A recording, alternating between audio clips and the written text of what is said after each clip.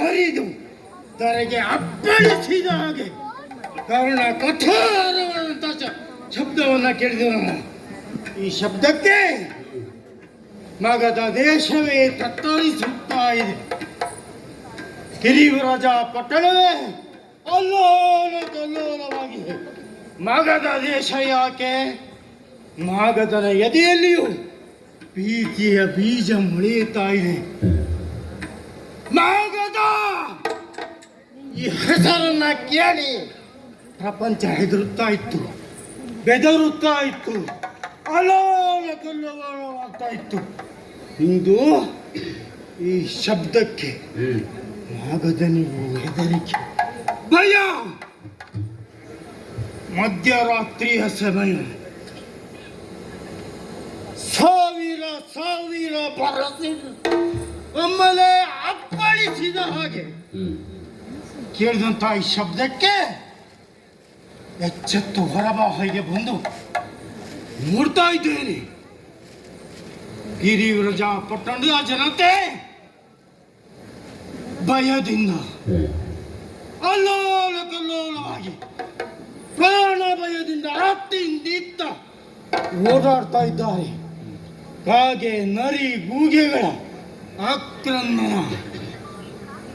ಅದ ಆಕಾಶದಿಂದ ತಪ್ಪನೆ ನಕ್ಷತ್ರಗಳು ಧರೆಗೆ ಅಪ್ಪಳಿಸುತ್ತಾ ಇವೆ. ಭೂಮಿಯಿಂದಿದ್ದ ಕೆಂದುಳು ನಭಾಮಂಡಲವನ್ನು ಆಕ್ರಮಿಸುತ್ತಾ ಇವೆ. ಹಾಗಿದ್ರೆ ಏನು? ಹೀಗ್ಯಾಕೆ ನನ್ನ ಜೀವನದಲ್ಲಾಗಲಿ ಹಿಂದೆಲ್ಲ ಆಗಲಿ ಈ ರೀತಿಯ ಪ್ರಕರಣವನ್ನು ನಾನು ಕೇಳುತ್ತಿಲ್ಲ. ಯಾಕಾಗಿರಬಹುದು? ಏನಾಗಿರಬಹುದು? ಇಂತಹ ವಿಷಯವನ್ನು ನಮ್ಮಲ್ಲಿದ್ದಾರೆ ಪಂಡಿತರು, ಅವರನ್ನೇ ಕೇಳಿ ತಿಳಿದುಕೊಳ್ತೇನೆ.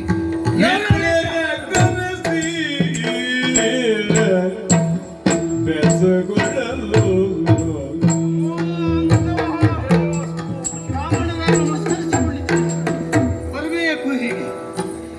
ಬ್ರಾಹ್ಮಣರೇ, ಮಗಧ ದೇಶದಲ್ಲಾದಂತಹ, ಅದು ಈ ಗಿರಿವ್ರಜಲ್ಲಾದಂತಹ ಈ ಅಲ್ಲೋಲ ಕಲ್ಲೋಲವನ್ನು ತಾವು ಕಂಡಿದ್ದೀರಿ, ಕೇಳಿದ್ದೀರಿ, ಅನುಭವಿಸಿದ್ದೀರಿ. ಹೌದು. ಯಾಕೆ ಹೀಗೆ? ಯಾಕೆ ಅಂತಂದ್ರೆ ನನಗೆ ಪ್ರತ್ಯಕ್ಷ ಅನುಭವ ಆಯಿತು. ನಾನು ನಮ್ಮ ರಾಷ್ಟ್ರದ ನಾಯಕರು ನನ್ನನ್ನು ಕರೆದು ಸತ್ಕಾರ ಮಾಡಿ ಪಕ್ಕದ ರಾಜ್ಯದಲ್ಲಿ ಇರ್ತಕ್ಕಂಥ ಆದಿಯನ್ನ ನಾನು ಅವನನ್ನು ಆಶೀರ್ವದಿಸಿ, ಯೋಗಿಯನ್ನು ಆಶೀರ್ವದಿಸಿ, ನಂತರ ತ್ರಿವೇಣಿ ಸಂಗಮದಲ್ಲಿ ಸ್ನಾನ ಮಾಡಿ ಅಲ್ಲಿ ನಮ್ಮ ಶಾರದೆಯಲ್ಲಿ ನಾನು ಅಯುತ ಚಂಡಿ ಮಹಾಯಾಗವನ್ನು ಮುಗಿಸಿ ಗೋಕರ್ಣ ಮಹಾಬಲೇಶ್ವರನಲ್ಲಿ ಮಹಾರುದ್ರ ಯಾಗ ಮುಗಿಸಿ ಮನೆಗೆ ಬರುವುದರೊಳಗಡೆ ಅದ್ಭುತ ಅದ್ಭುತ ಅದ್ಭುತ ನಾನು ಹೇಳಿದೆ. ಬ್ರಾಹ್ಮಣರೇ, ನಿಮ್ಮ ವಿಷಯವಾಗಿ ಸಕಲವನ್ನು ಬಲ್ಲವನು ನಾನು. ನಮ್ಮ ಇದೇ ಊರಿನಲ್ಲಲ್ವೇ ನೀವು ವಿದ್ಯಾಭ್ಯಾಸವನ್ನ ಮಾಡಿದ್ದು? ಹೌದು, ಸತ್ಯ ಉಂಟು. ಆದರೆ ಮಹಾರಾಜ, ಇದಕ್ಕೆ ಏನು ಕಾರಣ ಇರಬಹುದು ಅಂತ ನಾನು ಬಹಳಷ್ಟು ಊಹೆ ಮಾಡುವುದರೊಳಗಡೆ ಪ್ರಶ್ನೆ ಅದಲ್ಲ. ತಕ್ಷಣ ನಿಮ್ಮ ಆಮಂತ್ರಣ ಬಂತು. ಯಾಕೆ ನಿನ್ನ ಮುಖದಲ್ಲಿ ಬಹಳಷ್ಟು ಕುತೂಹಲ, ಯಾಕೆ ನೀನು ಗಾಬರಿಯಾಗಿದ್ದೀಯ? ಏನಾಗಿದೆ? ಮಧ್ಯರಾತ್ರಿಯ ಸಮಯ, ಊರಲ್ಲೆಲ್ಲ ಆದಂತ ಅಲ್ಲೋಲ ಕಲ್ಲೋಲ, ಸಕಲ ವಿದ್ಯಾಭ್ಯಾಸವನ್ನು ಮಾಡಿದಂತಹ ತಾವು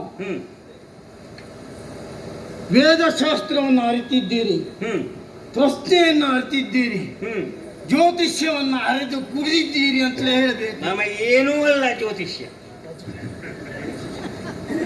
ಅಷ್ಟಮಂಗಲ ಪ್ರಶ್ನೆ ಹೌದು, ತಾಂಬೂಲ ಪ್ರಶ್ನೆ, ಆರೂಢ ಪ್ರಶ್ನೆ, ಜಾತಕ ಪ್ರಶ್ನೆ, ಮುಖ ಪ್ರಶ್ನೆ, ನಾಡಿ ಪ್ರಶ್ನೆ ಎಲ್ಲವನ್ನು ಕಲಿತಂತಹ ಮಹಾಪಂಡಿತ ನಿಮ್ಮ ಭಾರತದಲ್ಲೇ ಏನಿಲ್ಲ.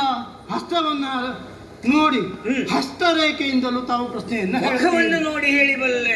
ಯಾವುದೂ ಬೇಡ, ಕವಡೆ ಶಾಸ್ತ್ರ ನಿಮ್ಮದು ವಿಶೇಷ.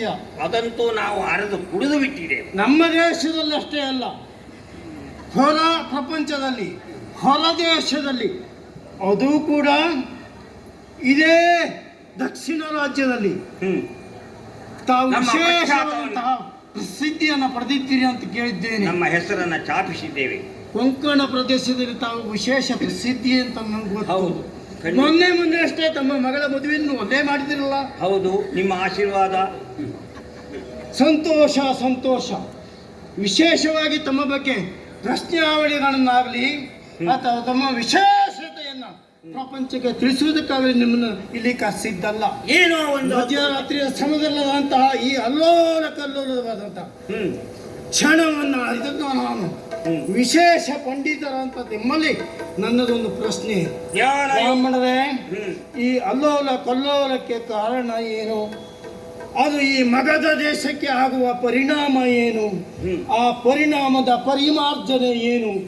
ನಮ್ಮಿಲ್ಲ ಕೇಳ್ತೇನೆ. ಮಾಡು ಶಾಂತಿಯನೆಂದರು, ಮಾಡು ಶಾಂತಿಯನೆಂದರು ಅವನಿ ಬಗೆ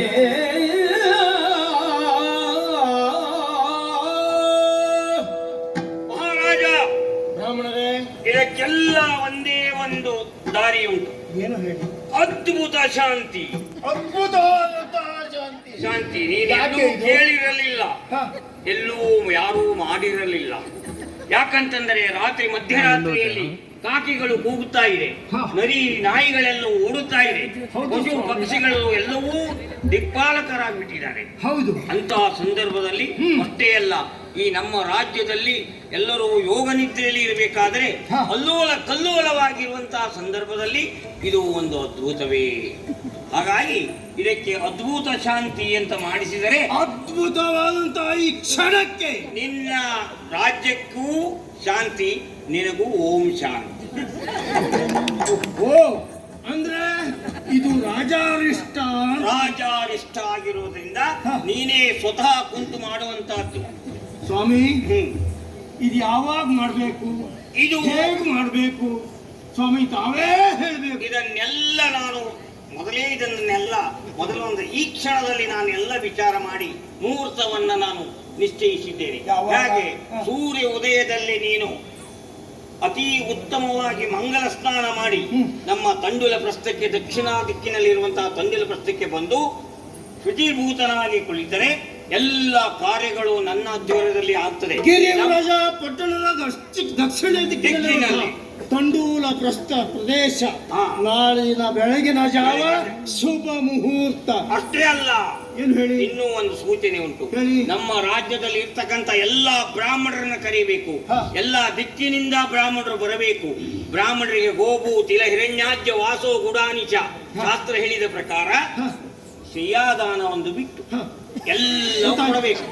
ಎಲ್ಲ ಕೊಟ್ಟು ನೀನು ಬ್ರಾಹ್ಮಣರಿಗೆ ಅತಿ ಉತ್ತಮವಾದ ದಾನ ದಕ್ಷಿಣೆ ಕೊಟ್ಟರೆ ಸಂಪೂರ್ಣವಾದ ಶಾಂತಿ ಈ ಪ್ರದೇಶಕ್ಕೆ ಆಗ್ತದೆ. ಬಂದಂತ ಬ್ರಾಹ್ಮಣರಿಂದ ಸಂತೋಷಗೊಂಡು ಆಶೀರ್ವಾದ ಮಾಡಿಕೊಡುವಂತಾದ್ರೆ ಆದರೆ ಇದಕ್ಕೆ ಪರಿಹಾರ.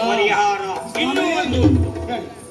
ಈಗ ಮಗಧ ರಾಜ, ನೀನು ಬಹಳ ಆಯಾಸದಿಂದ ಇದ್ದೀಯ. ನಾನು ಪರರಾಜ್ಯದಿಂದ ಬಂದಿದ್ದೇನೆ. ಅನೇಕ ಪುಣ್ಯ ತೀರ್ಥವನ್ನ ನಿನಗೆ ತಂದಿದ್ದೇನೆ. ಒಂದು ಸ್ವಲ್ಪ ತೀರ್ಥವನ್ನ ಪ್ರಾಶನ ಮಾಡಬೇಕು. ಈ ತೀರ್ಥ ಕುಡಿಯೋದು ಬೇರೆ, ಹಾಕೋದು ಬೇರೆ, ಪ್ರಾಶನ ಮಾಡೋದು ಬೇರೆ. ಸರಿ, ಗೊತ್ತಾಯ್ತು. ಹಾಗಾಗಿ ಸ್ವಲ್ಪ ತೀರ್ಥವನ್ನ ತೆಗೆದು ಪ್ರಾಶನ ಮಾಡಿ ನಿಶ್ಚಿತವಾಗಿ ಗುರುವು ಸೂರ್ಯ ಉದಯಕ್ಕೆ ನೀನು ತಂಡುಲ ಪ್ರಸ್ಥಕ್ಕೆ ಬರಬೇಕಾಗಿ. ಸ್ವಾಮಿ, ತೀರ್ಥ ಪ್ರಸಾದವನ್ನ ಇವತ್ತೇ ಅಲ್ಲ, ಅಂದೇ ಅನೇಕ ದಿವಸಗಳ ಹಿಂದೆ ಕುಂಭಮೇಳಕ್ಕೆ ನಾವು ನೀವು ಜೊತೆಯಾಗಿ ಹೋದದ್ದಲ್ವೇ? ಅಲ್ಲೂ ನಿನಗೆ ತೀರ್ಥ ನಾನೇ ಕೊಟ್ಟದ್ದಲ್ವೇ? ಹೌದು ಸ್ವಾಮಿ. ಆ ಕುಂಭಮೇಳದಲ್ಲಿ ಸ್ನಾನವನ್ನ ಮಾಡಿ ಕಾಶಿ ಯಾತ್ರೆಯನ್ನ ಪೂರೈಸಿ ತಮ್ಮ ಆಶೀರ್ವಾದವನ್ನು ಅಲ್ಲೂ ಪಡೆದಿದ್ದೇನೆ ಸ್ವಾಮಿ. ನನ್ನ ಪುಣ್ಯ ಎಲ್ಲ ನಿನಗೆ ಕೊಟ್ಟಿದ್ದೇನೆ. ಆವಾಗ ಆಯ್ತು ಸ್ವಾಮಿ. ಆಗಲಿ. ನಾಳಿನ ಬೆಳಗಿನ ಜಾವ ತಂಡೂಲ ಪ್ರಸ್ತುತದಲ್ಲಿ ತಮ್ಮ ಭೇಟಿ. ನಮಸ್ಕಾರ.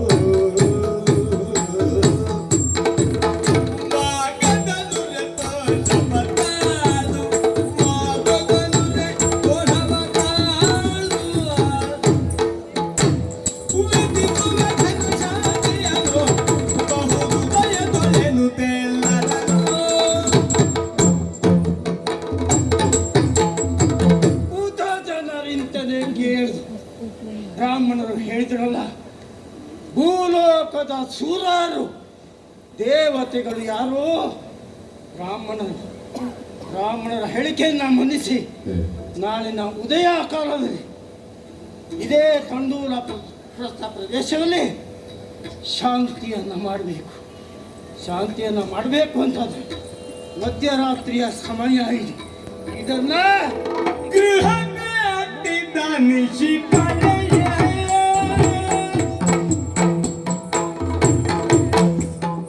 ಗೃಹಕ್ಕೆ ಅಟ್ಟಿದ್ದ ನಿಶಿಕಳೆಯ ಆ ಮಿಹಿರನು ಒಹಿಲದಿ ಸುಳಿಯೆ ಆ ಮಿಹಿರನು ಒಹಿಲದಿ ಸುಳಿಯೆ ಆ ಮಿಹಿರನು ಒಹಿಲದಿ ಸುಳಿಯೆ